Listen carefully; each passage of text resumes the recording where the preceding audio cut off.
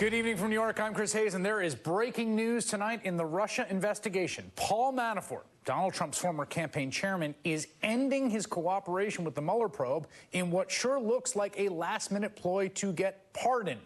Lawyers on Robert Mueller's special counsel team say that Paul Manafort violated the terms of his plea agreement by repeatedly lying to the FBI and special counsel's office. In a joint status report, the special counsel and lawyers for Manafort have requested the court schedule sentencing for Manafort. Manafort's lawyers say he, quote, believes he has provided truthful information and does not agree with the government's characterization. Joining me now with the latest on this filing, NBC News investigative reporter Tom Winter and NBC News intelligence and national security reporter Ken Delaney. And Tom, this seems like a crazy turn of events. I think if the government is to be believed here that Manafort lied, Manafort's committed legal suicide. I mean, he's essentially said here, and what this document says is that he's lied on a variety of subjects. And according to his plea agreement, not only does this impact the case that was brought against him in D.C., but now in the Eastern District of Virginia case, which the counts there were dismissed, the jury deadlocked on a number of counts going back to that trial in August. The counts that were brought there that were dismissed by the judge were dismissed without prejudice, meaning that they can come back. And according to Manafort's plea agreement, he's admitted his guilt in those crimes. So Paul Manafort right now is looking at the possibility that most of his remaining days will be looked at from behind bars. It's really incredible. Of course, Manafort's side disputes it in this filing, but what you're looking at here is they must have strong evidence that he's lied. Let me just say, dispute is a little strong. Their paragraph 5 in this filing. They say he did not lie. They say he did not lie, but basically he tried to the best of his ability to be cooperative. They do not affirmatively say that he was answer all the government's questions. Correct. They do not affirmatively say that he told them everything he knows. Correct. As per the plea deal. It's a little bit, I mean, the wording is sort of a little interesting to me. Here's the other thing. This is what the Mueller team says, Ken. It's just a remarkable sentence to read. After signing the plea agreement, Manafort committed federal crimes by lying to the Federal Bureau of Investigation, the special counsel's office, on a variety of subject matters which constitute breaches of the agreement. This is, I think, if I'm counting correctly, the third time they have busted him since they brought charges against him. That's right, Chris, and that's why the pardon scenario that you sketched out at the beginning is a plausible scenario, according to legal experts I've been speaking to tonight, but it's not the only scenario. Former prosecutors, current prosecutors, will tell you that it's not unheard of for white-collar defendants who enter cooperation agreements to think that they can put one over on the government, to think that they can lie, to not tell the whole truth. They've been scamming people all their lives. And look, Paul Manafort was essentially a career criminal, according to these charges that he's pled guilty to. And to think that he maybe could have gone in and told the partial truth, not realizing that Mueller knows everything. That's one scenario. The other scenario, as you mentioned, is that people are wondering whether some message was conveyed to Paul Manafort dangling a pardon in front of him. Now, it doesn't make sense. If he was going for a pardon, he wouldn't have pled guilty and entered a cooperation agreement in the first place. He would have continued to stand trial in the Eastern District, or rather in Washington, D.C., taken his lumps and conveyed to the president, look, I stood tall for you. So the pardon thing only makes sense if something was conveyed to him. And let's remember, his lawyers would not be monitored. Their conversations are clear from government monitoring, and their conversations with Paul Manafort would not be monitored unless the government had evidence that crimes were being committed. So that is a possibility. I think it's something that people will want to investigate.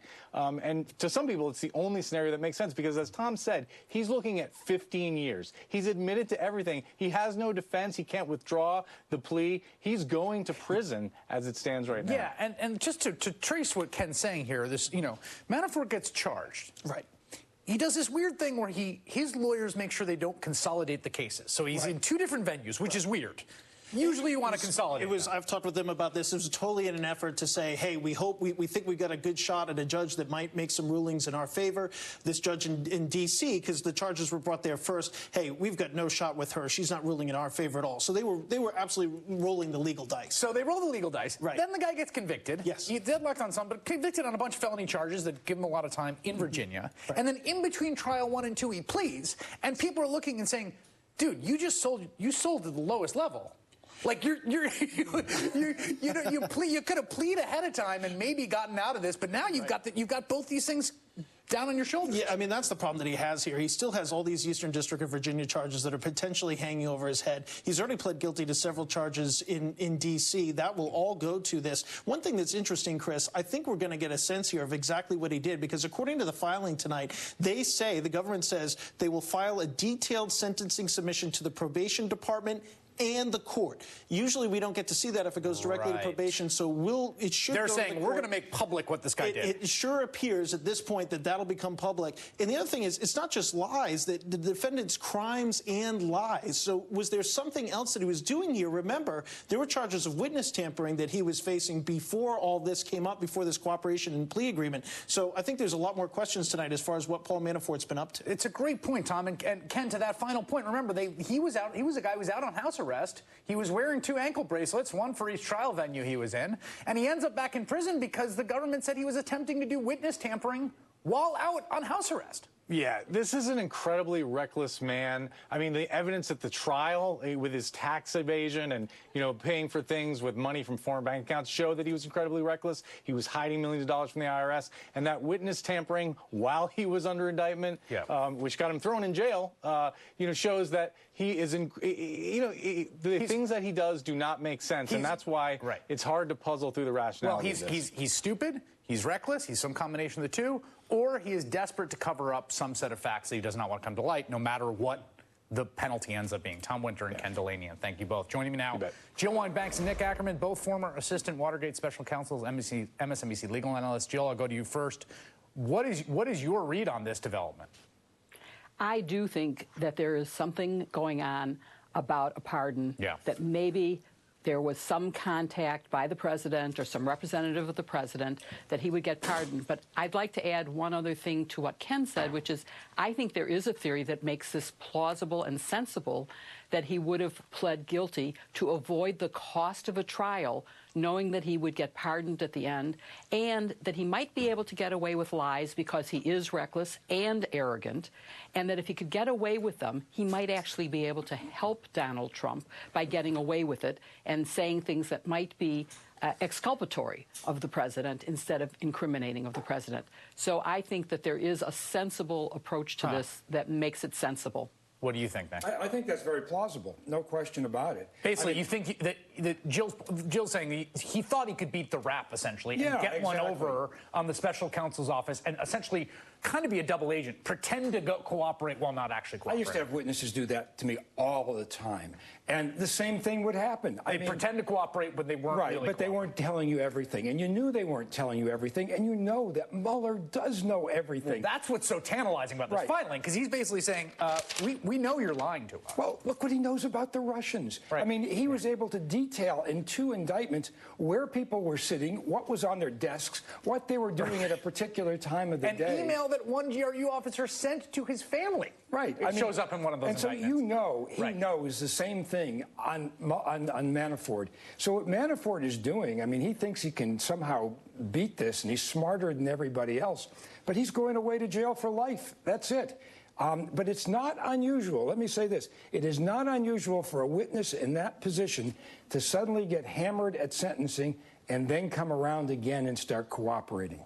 That's interesting. And that's why you might see some language in these court filings where they don't come down quite as bad, because they know at some point they're trying to keep that door open. He's going to be a government witness. Well, I thought, Jill, you said something about the pardon play, and I want to follow up on that, because there's 2 other data points here. You got George Papadopoulos, who was the first person who pleaded guilty. It was under seal, but he was the first to plead guilty. He shows up for prison today, federal prison in Wisconsin, after trying to wriggle out from under his guilty plea. Essentially, he pleaded guilty. He then kind of changed his story, said he was duped, wanted to get out of it. The court wouldn't let him. And then you got Jerome Corsi, Roger Stone associate, who we know has been subpoenaed multiple times by Mueller, telling NBC News that he has rejected a plea. So it's sort of interesting to watch Manafort, Corsi, and Papadopoulos, all these people essentially trying to get out from either rejecting a plea up front or get out from pleas they already signed on to. Makes you wonder what's going on. It does, but I just want to clarify that I also think that it is sensible that he would have pled because he got only 2 counts that he pled to, and he avoided the cost of a trial. Right, that was a big factor. Then yeah. he can, right, and now he can still get pardoned. So for Manafort, it may make sense. For Corsi, we don't know whether the plea deal was withdrawn. For Manafort, he's a lousy witness, let's face it. If the jury didn't believe Gates, this is a man who's been convicted and pled guilty to crimes that make him not a credible witness. So for him to be useful to Mueller, he's going to have to come up with documentary proof, something that is ironclad Right. for him to be believed. And I don't think he's willing to do that. So that's where I think we're at with him. That's interesting. But I think he's got that documentary proof that You think Mueller has it, does? that Mueller does, and he knows. And tipping his hand in the filing saying, we're going to show you what this guy did. Right. Now, you may not see that, though, in the public filing. It may only be given to the judge under seal because it's going to relate to a matter still under criminal investigation. Yes. Final thing, real quickly, I learned from both of you, Nixon was dangling pardons all over the place back in the day, and it was part of the obstruction case, essentially. Right, yeah, I mean, this is true. It was. Yeah, this absolutely is true. And it's happening here. I mean, well, Trump he's basically was trying to interfere with the jury that Manafort was tried before. He was trying, I mean, one of the jurors even quoted from Trump about a witch hunt, which is why they hung on certain counts. All right. So I said 18 months ago that there was a case for obstruction, and I believe it's only gotten stronger with each passing day. Well, and it looks like we're on the precipice of learning some new information. Jill Wine-Banks and Nick Ackerman, thank you both.